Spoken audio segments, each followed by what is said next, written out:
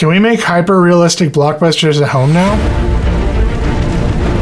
You were my brother-in-law! I hate you! 300 video generations, over 100 different images created, and a fictitious story about a Waldo Manhunt. And I spent 60 hours of my life dialing these things in to get it to look the best it could look. I pushed Seedance 1.5 Pro, ByteDance's video model, to the limits to get hyperrealism. Let me take you under the hood of this project and share with you the workflows and tricks that I used to get these results. Let's go. Okay, so where did this start? Like the last video I did with the dinosaur, I got this idea from a comment, actually on that dinosaur video. So when I posted that, the description on that post said, I solved rubbery textures or something to that effect. And so this person left me a comment saying, hey, did you fix the rubbery AI look by making it create rubbery early 90s simulation effects? And so it's like, yeah, okay, I get it. So that got me thinking, I'm not really making something real. I'm making something that was already fake looking look real, which looked fake. That's pretty meta. So I was like, let's dial that up. These go to 11. And see if we can't do an actual human that we all know in direct light and try to make it as real as possible. That was the test. And so like, for example, in this one, it's Ian McKellen, John Krasinski, Natalie Portman, Eva Mendes, and Pedro Pascal. And let's put them under the light and get the AI models to do something with them and see if we can get it to look convincing. I also wanted to test voice models because when you prompt a video and it's just going to give you a generic voice, even if you prompt make it raspy, make it low in timbre, whatever, it's not going to be the actor's voice. This is exactly what I've been looking for. So I also used 11 labs to try to emulate their voices and get it to match up. Can I get this to look real? Can I get the actors to act? And can I make it sound like themselves? Did it work? Well, I have thoughts on that in the conclusion of this video, but I learned a ton of stuff and I learned a lot of ways to make things better for your process. Before we even get into how I did this, let's take a look at it and then we'll jump right in.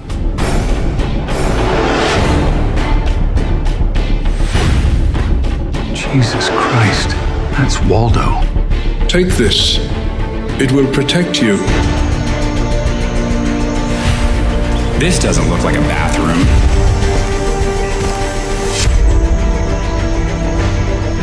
Holy shit. Why is everything redacted? Waldo shouldn't have that book. It belongs to the people. You work for us now. You don't understand. He's my brother. Shut up and put the hat on. Where the hell is Waldo? So what else do you have in that bag? That's pretty forward for a first date. I have my walking stick, binoculars. This is my protection whistle. This is my Sig Sauer P210. I've got your girl! Waldo!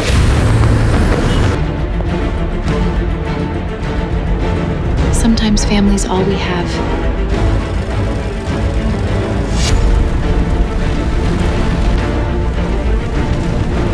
You were my brother-in-law!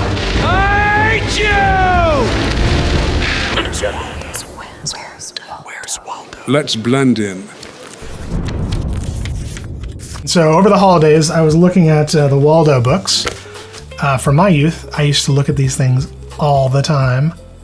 And I was like, who is this guy Waldo? And like, what is he like Rick Steves? Why is he always hiding? You know, he's always like in a different location around the world. So my wife and I just started kicking things back and forth and brainstorming about who's Waldo. And if you know like the family, there's like a whole family of Waldo characters. Let's talk about these folks. Who are they? What do they do? That's the bad guy. So once I knew the story, the next step was to create the characters. And so let me go ahead and share with you how I did this. I started with John Krasinski. I so want to quit. I found a bunch of photos of him sort of high definition photos of him online, and then I took my favorite ones that sort of had a gamma of like different poses, and I took them and edited them, and so I got a list of these are my top picks. And if you look at these, they're pretty hyper detailed, and the skin textures there, that was one of the things I wanted: skin texture, reflection in the eye, hair detail. So like all these images meet the quota. And that's how I got my John Krasinski sort of face. And then I needed clothes. Clothes, give them to me. So I sort of went to town looking for different images of clothes. And so I had a picture of his shirt, his cane, his glasses, and this became a model sheet of sorts when I went in to prompt the images. So once I got these assets together, I then went over to Higsfield.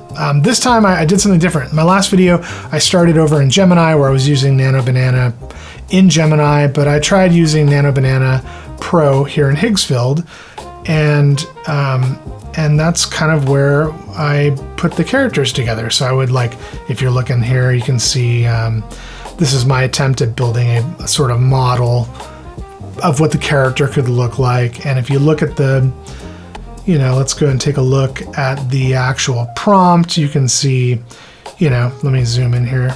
I loaded in these photos of John. I put the hat, the cane, the glasses, his mask, his pants, his full bodysuit, and then another reference photo of the bodysuit.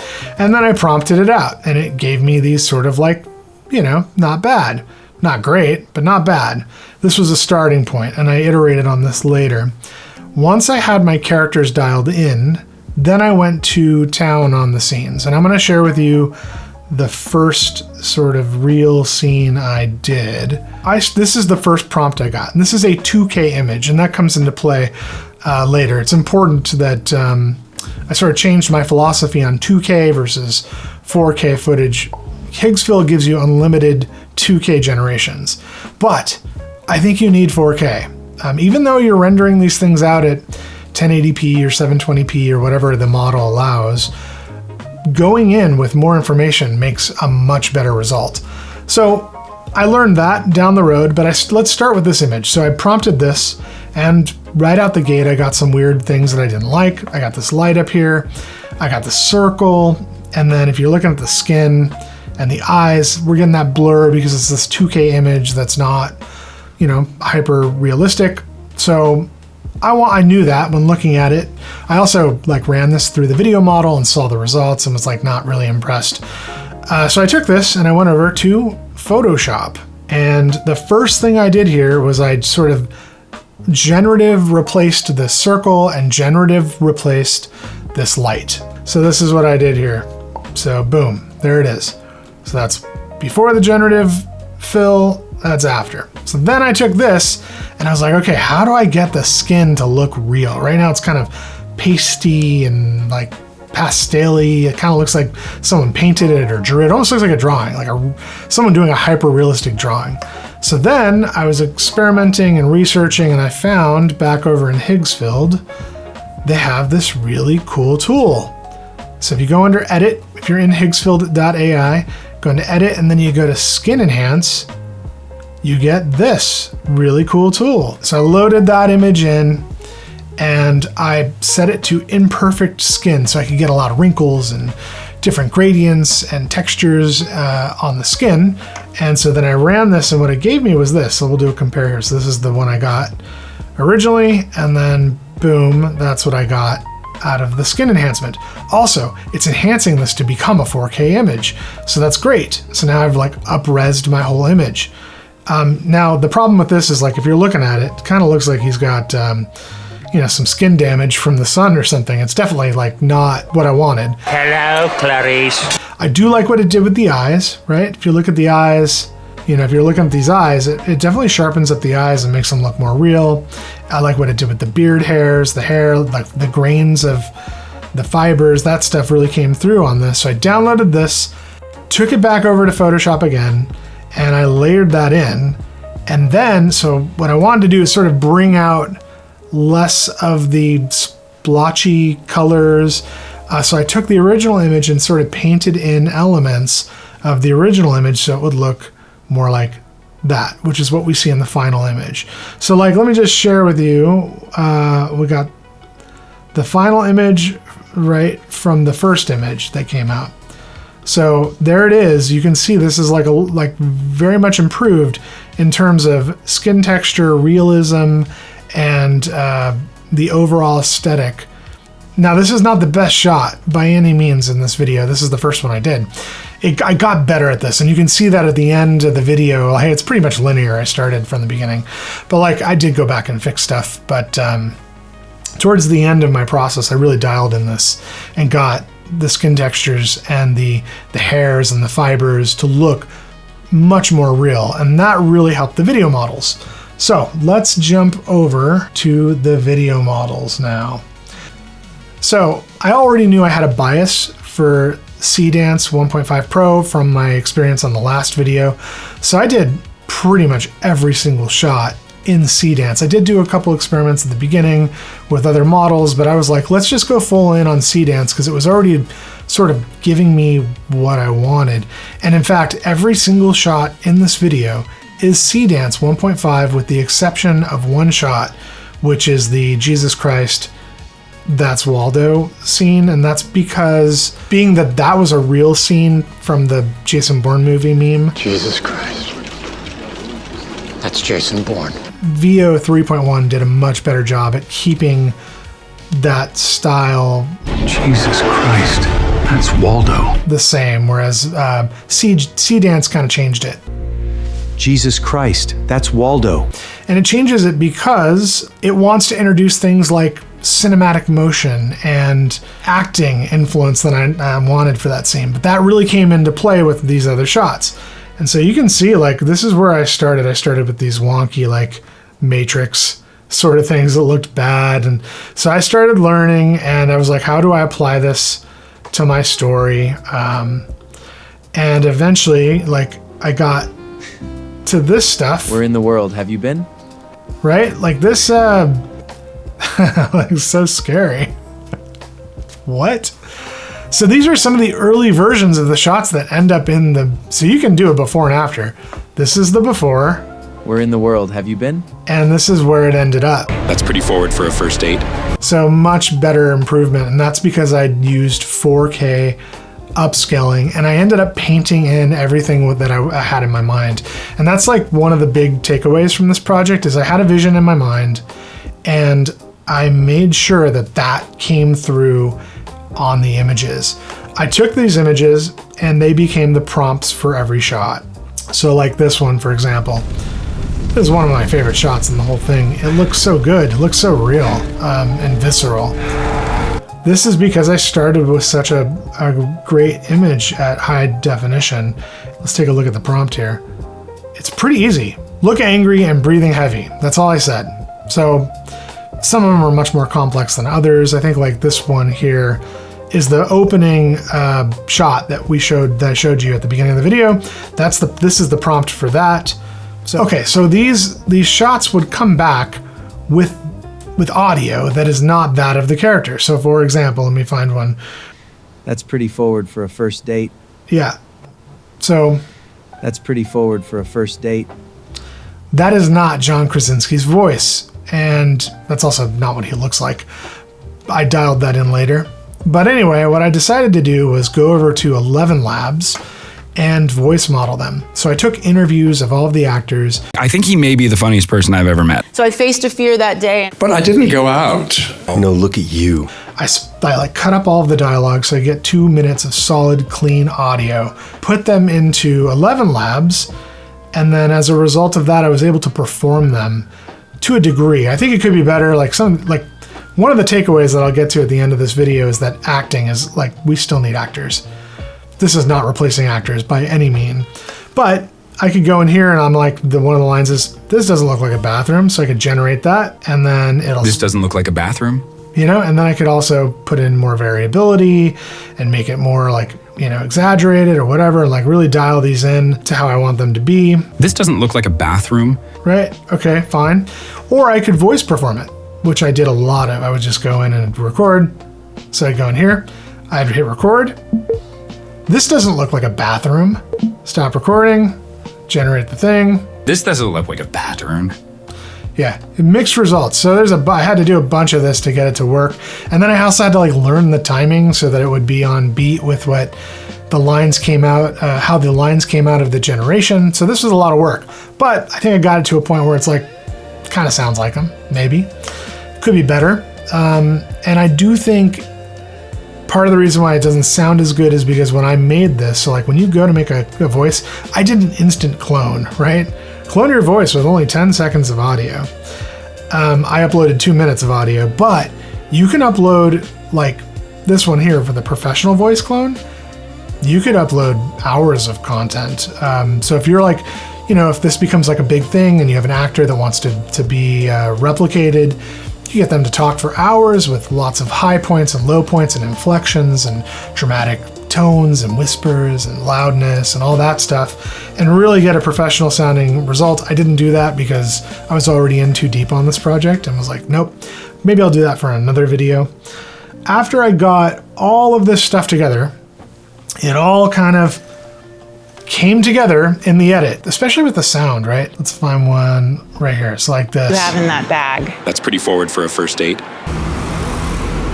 I have my walking stick, binoculars. This is my protection whistle. This is my Sig Sauer P210. I've got your girl, Waldo! So all these sounds. Sometimes family's all we have. Went out, built a sound library of everything. Every shot's got an environment sound. It's got speaking, put effects on it, compressed it, put room, tone, whatever, mixed it all together, and then put a bed of music by this beautiful score from The Dark Knight by Hans Zimmer. And it's, I think this was the gel, right? And then I also did a lot of post-processing. So not everything you see is completely AI. No, in fact, there's a lot of stuff that was manual. And I wanted to talk about one shot in particular. If you haven't figured it out by now, I'm definitely a nerd and a dork when it comes to like pop culture and movies that I love. Back to the Future being one of them. So I wanted to have the Waldo family in the portrait from Back to the Future, the vanishing portrait that he's got the photograph on, and he's looking at people disappearing as time is changing. Anyway, I took that photo and I just sort of like prompted in the Waldo family and got this image. And the problem was with the original shot, so like I'll zoom in here, with the original generation, I took an AI generated photo and I had it on the frame inside of an AI generated video. So it was like, it was 3 different AIs kind of working together, and what it did is it made their faces look really freaky. So if you look at this picture here, I'm going to show you what it looked like just straight out of the tool. So that's what I got. So if you look, like, what is going on with Natalie Portman? That's not Natalie Portman. That's something freaky. That's not John Krasinski. That's a smudge. So what I had to do is I had to come in here with the help of my brother and track in the actual photograph. And so what you're seeing in this shot is it's a VFX shot where I took an image and tracked it and did this not with AI, but with traditional VFX tools. And so I thought this was a cool like hybrid sort of thing where it's like, okay, the AI is not just a thing where you hit a button and out comes this thing that you had in your head. It takes a lot of work. And like, I think it was like 100 different images that I painted, and I sort of painstakingly went through the images. Like there were things where like the AI would get hung up on a car in the background or a bird, and I'd have to go in the image and paint that stuff out or paint stuff in that wasn't there. I'm running out of, okay. Anyway. Goodbye, After Effects. What? Not enough RAM. This video took 60 hours of my life. I worked weekends, nights. I got up early. I was obsessed with it. I'm so obsessive with these things. It took me over for a minute.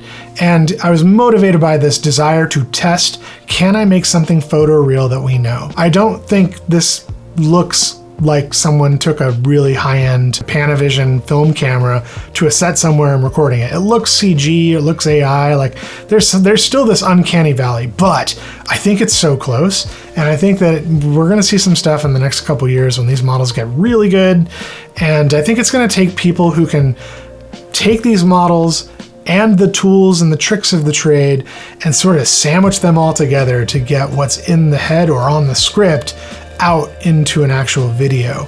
And so it gave me a little bit of optimism, because I'm thinking like, yeah, a lot of people are just worried that artists are not going to be around anymore because people can just hit print, or like you write a script and you hit print and then you get your movie.